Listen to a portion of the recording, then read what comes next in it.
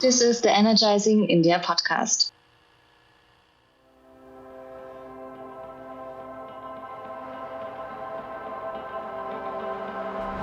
Welcome to the Energizing India podcast, a program that focuses on electric mobility and clean mobility in the world and has discussions with protagonists and key decision makers around the world on how to facilitate faster adoption of electric vehicles around the world. Today, rather than focus on India, we're going to Europe, something we've never done before, and we welcome to the show the CEO of a very interesting startup charge point operator from Italy. We welcome none other than Luca Fontanelli, Chief Executive Officer of EGAP. Ciao Luca, benvenuto. Welcome to the show and also to India. Thank you, Ravin. Thank you for this opportunity and for your Italian accent is perfect.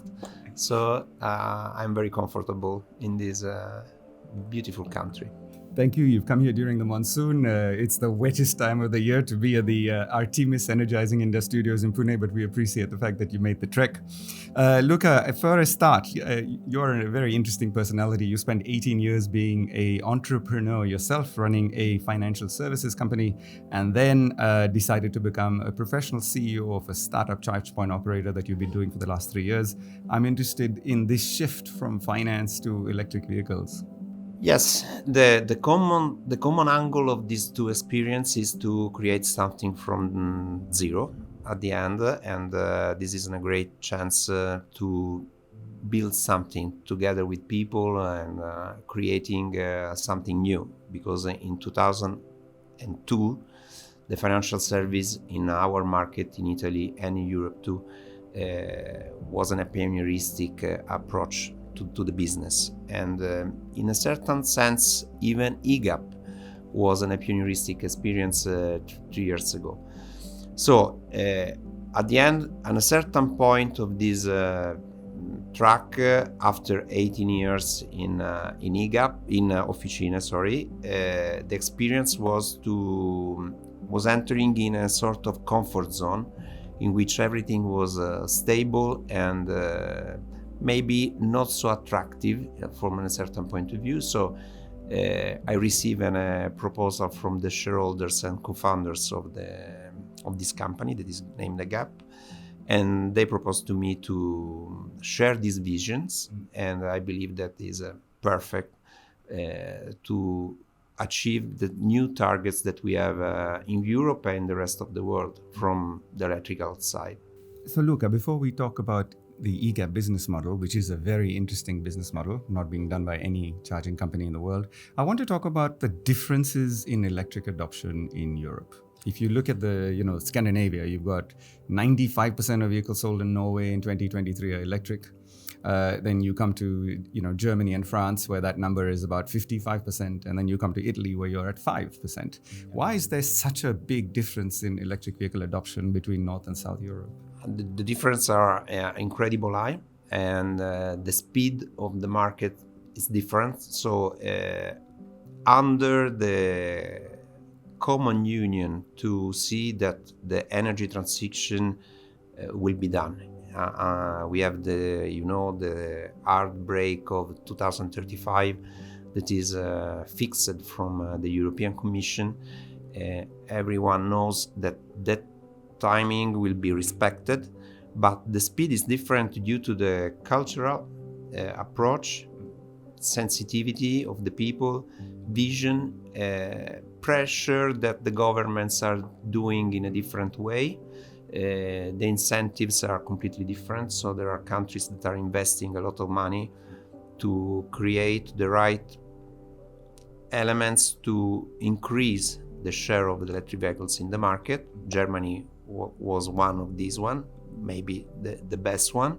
Now they are moving around 20% of sharing of electric vehicle in the new cars sold in the market. So we are talking about 1 to 5 cars are electric now. The rest of Europe is moving. France is around 18%, Spain is around 5%, and Italy is just a little bit in delay in this acceleration due to many reasons. Of course, we are starting from a cultural approach very linked to the old mechanical engineering. So the people loves thermal cars, loves to drive iconic vehicles, and The Ferrari, the Fiat. Fiat. The history of Italian mechanical industry is very known, and maybe we are less digital in terms of capacity to enter with the right approach in the digital section of this new world. And the Nordics of Europe, maybe considering that in terms of population are less than it's easier to adopt, and maybe the sensitivity on digitalizing engineering is higher than the south of Europe. So that's why the electric vehicles are more digital than engineering. So you've talked about how the adoption is different for different reasons, and therefore the problems of electric vehicles are different in each of these economies. For example, in Norway, people live in apartments. They don't have access to curbside charging. They quite often parking on the street, and so on the weekends when they're going hunting, fishing, trekking, there are very, very big lines. Skiing as well. There are big lines at the electric vehicle fast charging stations where you might have 20 outlets with 40 cars waiting, and you've got to wait an hour to charge, and it can be quite frustrating. Then on the other side, in Germany, France, UK, we found almost 40% of the chargers are unavailable when you approach them, not because they're busy, but because of other reasons. And it's quite difficult to keep a charging network going. So I'm interested, what are the problems that you are seeing in the EV space in Italy? Before we talk about how you're addressing this in a very unique fashion. Yeah. The problems of the grid is the real common problems, the issues not to improve and to develop the grids around Europe is the common approach that each country has. So at the end, EGAP was born for this reason, and to avoid any kind of constraint that are limiting the people to enter in this new world. We believe that the main constraints are in the city, in the main ring in the city, where the grids are very used for many kind of tools that are using energy. Now we have a big transition in Europe due to the reduction of dependency from the gas and the new transformation of all the elements that we use with gas with electricity. So this means that air conditioning, to cook, the kitchen, everything is done by energy now. So the grids without the cars are just suffering now with this kind of usage of the power. So due to this, we believe that the main countries has a great challenge to improve the capacity of the grids everywhere in Europe, because the story is similar. There are not so much difference between a city of the north of Europe or the south. The problem is how many energy we have to deliver in the future due to the consumption that we have in the house, but even outside from the house.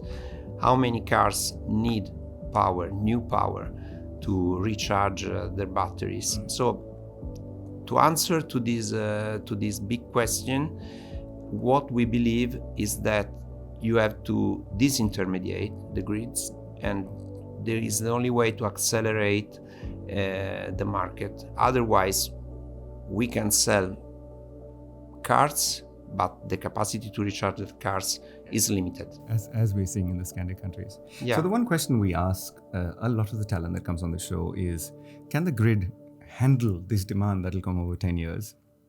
And the difference between you and the others is everyone else has just said, yes, it can handle, don't worry, this is not going to be an issue. Yet your company is coming at it from a radically different angle, going, I don't want to be dependent on the grid. I'm going to create a charging solution that is off-grid in two ways. So you are going to create a battery swap fast charger that is curbside, and you are also going to do charge service delivery. So you're going to turn up to people's houses or offices and actually charge their vehicles subtly when they don't even know it, because they are, there are algorithms working within your system that tells you when you can go and charge somebody's car. More importantly, you're actually a battery company that is facilitating this use of your batteries into the charge swap program. So there's this religious divide of, is this a swap world or a charge world? And you said, no, I'm going to bring them together and I'm going to swap my batteries for a charger. So this is an exciting idea. It's radical, it's different.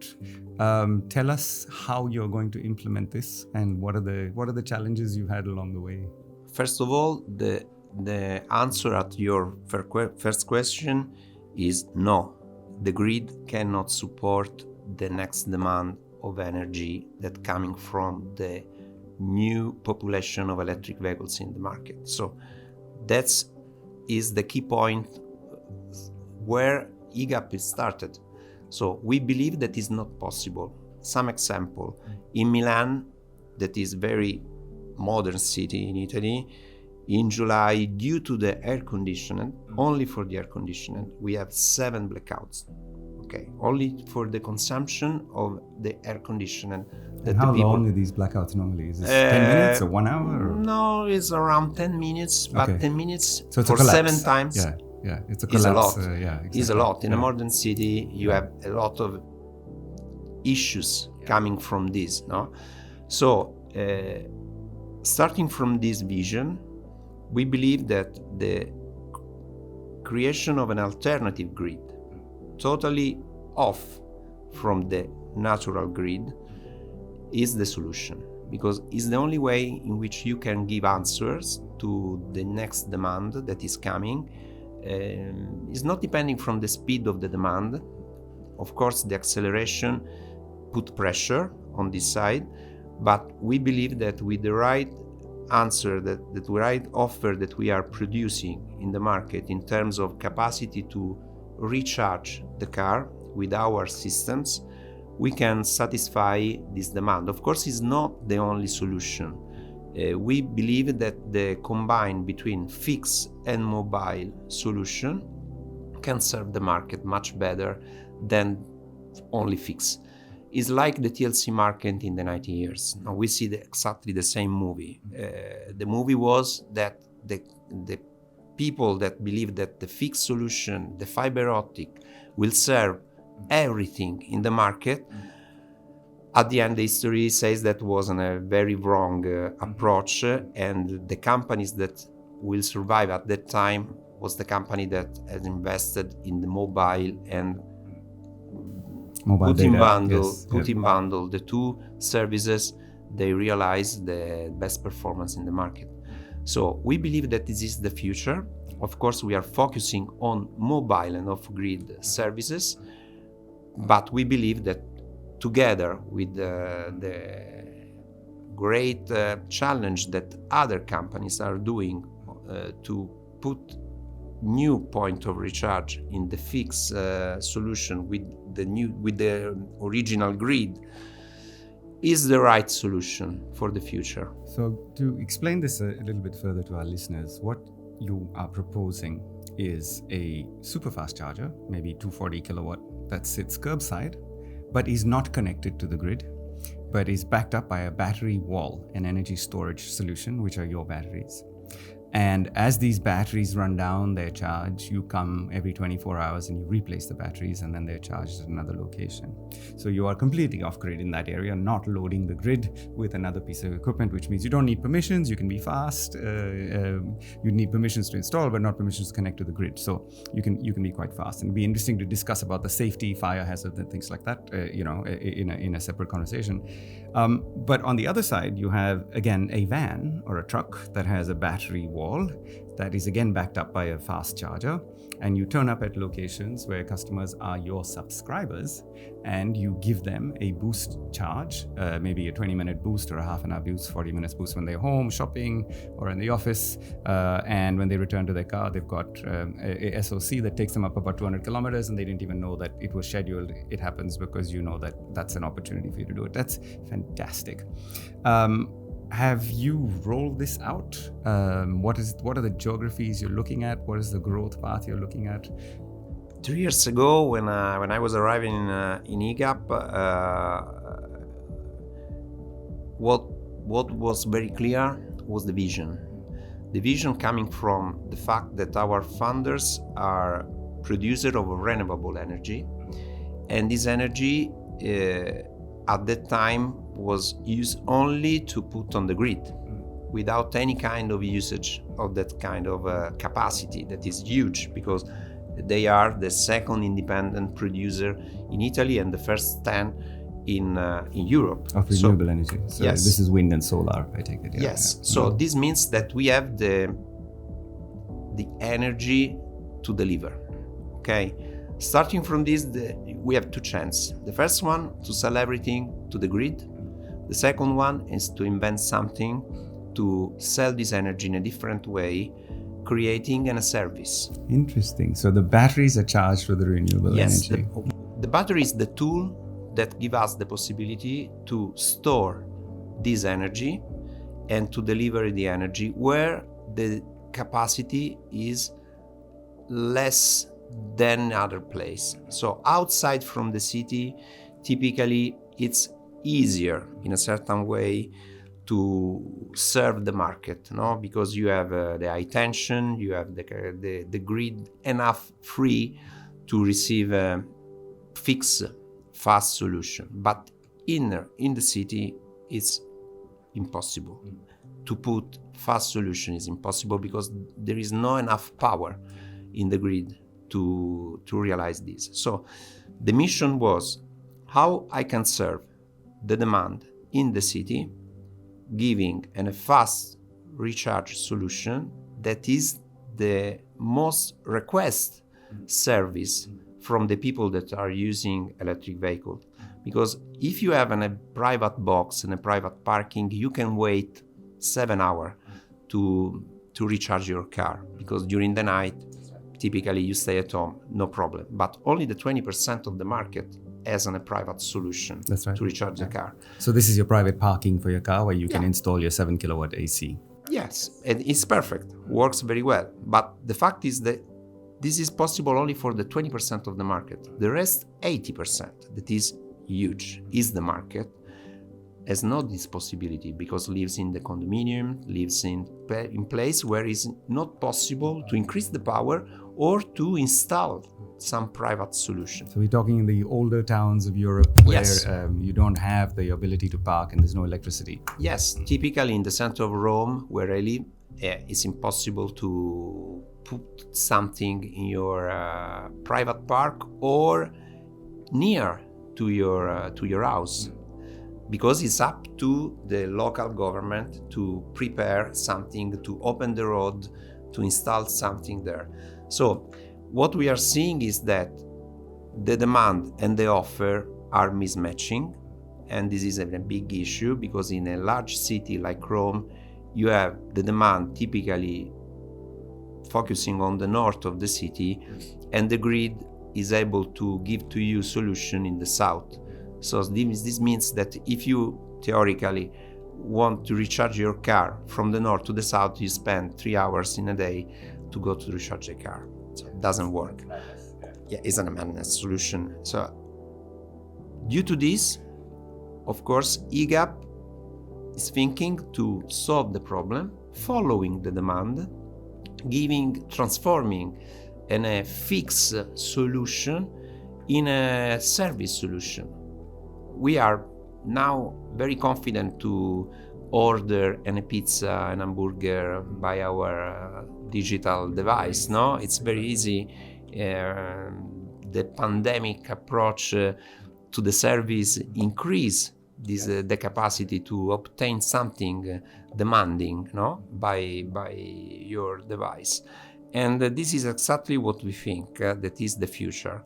So we believe that through this very simple way to order your service through an app, you can geolocalizing your position and profiling yourself and your car.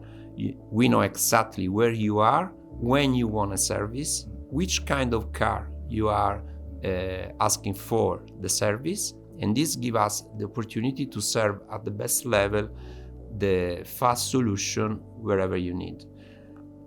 And considering that in the city there is no possible to recharge faster, the cost is comparable because we are serving this kind of service at the same price that the big company are delivering the energy outside from the city. So the service is included at the end. And this is giving a different approach to the usage of electric vehicles in the big city in Europe. We are present in 4 different countries at the moment. And the demand is exactly the same. The people want exactly the same thing. Of course, the dimension of the market is different, the demand is different, but the sensitivity and the feedback that we are receiving is exactly the same. So hence the name, eGap, because you're addressing the gap in the electric vehicles market. You're an Italian company with an English name. Is that because you see yourselves as more than Italian? You see yourself as a pan-European company? Absolutely, yes. We are based in Dutch, and in Netherlands, our holding company is in Netherlands, and we are seeing each country as a vertical market in which we are focusing our efforts. But from my personal point of view, and the founders, of course, are totally aligned with me, we are a multinational company. We are thinking to go in the States in the future.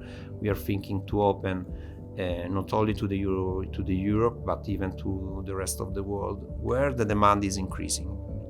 So Luca, we often like to talk about what's going to happen in the next 12 months. I'm interested from your perspective as CEO of a charging company, what do you think is the evolution in Europe, both in Italy and as well as you go further north to the Scandics? What's going to happen over the next 12 months in our electric vehicle space? We are seeing a different reaction from the markets. Nordics and southern countries are moving in a different way because the Nordics, the share is around 50% of the market. So this means that they are not saturated, but is in a mature country now in terms of demand. So my expectation is that in that case, the curve of increasing of penetration of electric vehicles will be more flat in the future. In the south, there is a great space to grow.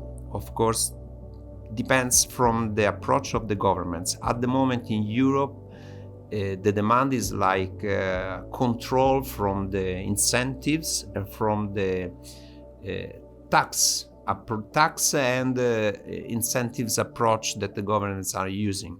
When the politician believes that is the case to increase the demand and to increase the capacity of the people to invest, changing the cars and entering in this new world, the response of the demand is very fast.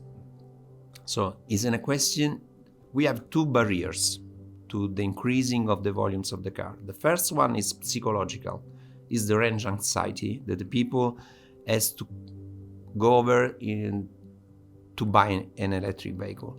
And we believe that eGap is doing a great support to go over this barrier. So it's more psychological.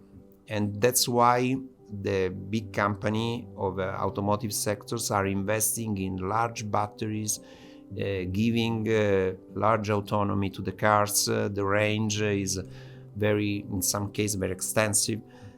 But we believe that this is only why the people are to cover the range anxiety.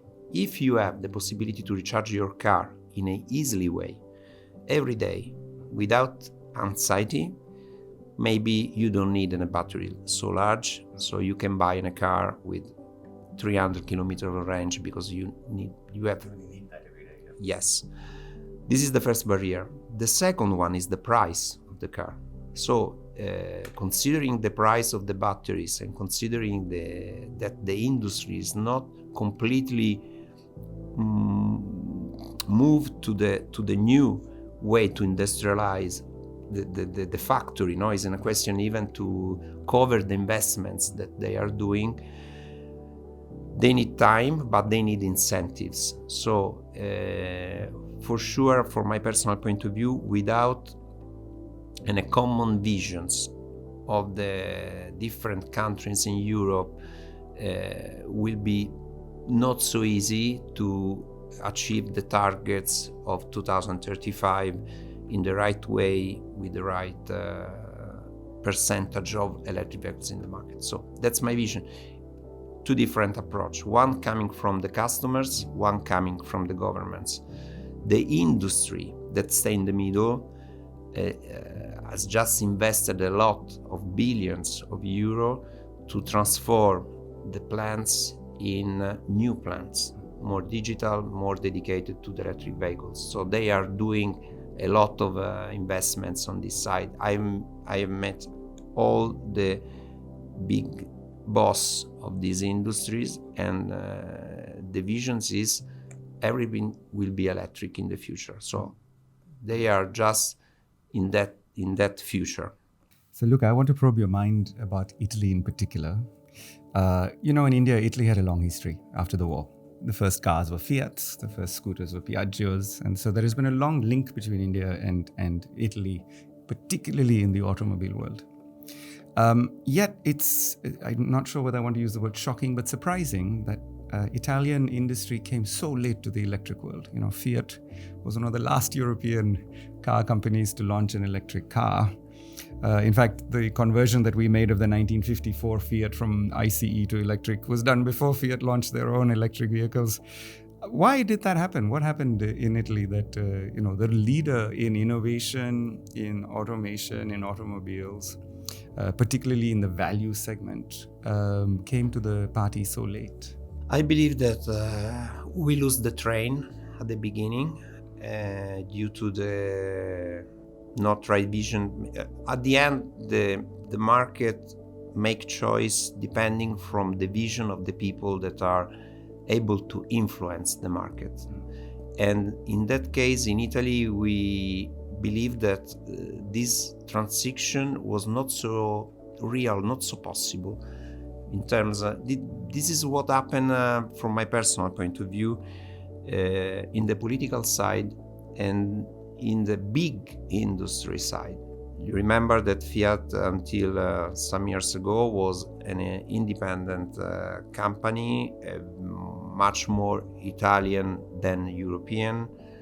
Now is included in Stellantis group. The vision is changed, and the Fiat 500 electric is a wonderful car. It is. It's a sexy, wonderful car. It's a very wonderful nice car. They are selling a lot of these beautiful cars around Europe. Wasn't a question of timing. The timing is crucial in the business. We lose the first step, but I believe that knowing very well the capacity of the Italian people to recover in a very short time, I believe that we are able to jump in the future in a very fast way.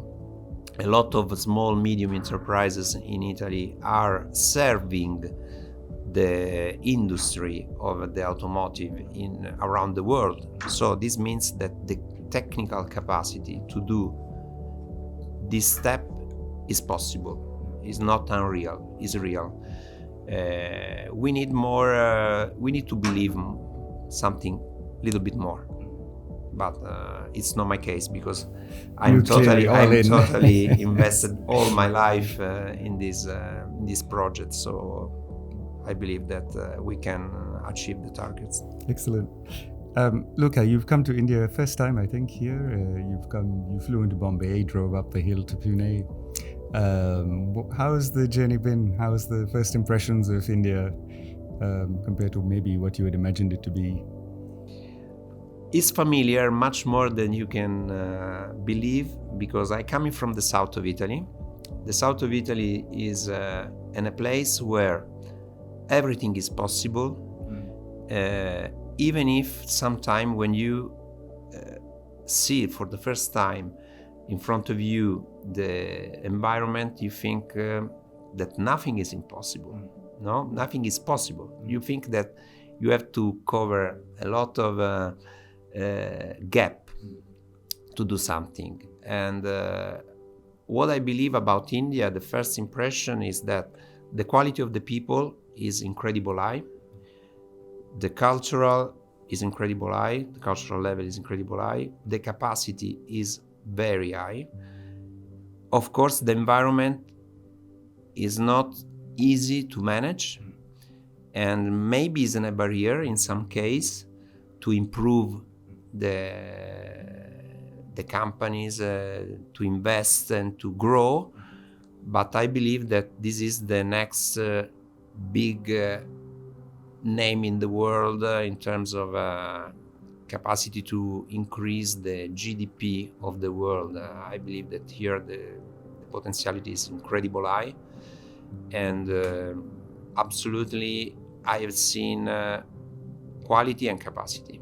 So do you think, Luca, that Europe is now going to be ready to accept products from India? Europe accepted products from China, and overwhelmingly so. And I think Corona showed us that maybe reliance on one country to be a logistics partner for everything is a bit dangerous. Do you think this is the opportunity for Indian companies in every industry, whether it's making tires or batteries or windshields or even cars, to be accepted in Europe? I believe yes, is an incredible chance for the Indians to enter in Europe now, due to the fact that we are just a little bit saturated from Chinese products. So the European people are not so fancy about Chinese at the moment. So there is an angle to enter, and if what I have seen is, I believe, the right solution to cover some Chinese products that are present in the market at the moment, we believe that Indian solutions are exactly what we need in Europe to cover that gap of technology with the right price, because at the end the price is very sensitive in this new market. So we have to receive the right answer in terms of technology, digitalization, engineering, but within a price that in Europe is not practicable at the end. So more space to the Indians, I believe yes. Less space to China's products in the future is present, because it's what is happening now. My personal choice in EGAP at the beginning was to use less as possible Chinese solution in our technology. At the moment, nothing that we use is produced in China. So we are using European technology and Indian technology maybe in the future, why not? Luca Fontanelli, molte grazie. It's been absolutely a pleasure to have you in our studios. Good luck for your visit to India, and we look forward to your next visit here. I'm happy to be here and happy to receive this beautiful interview in this podcast. So great pleasure to me. Thank you.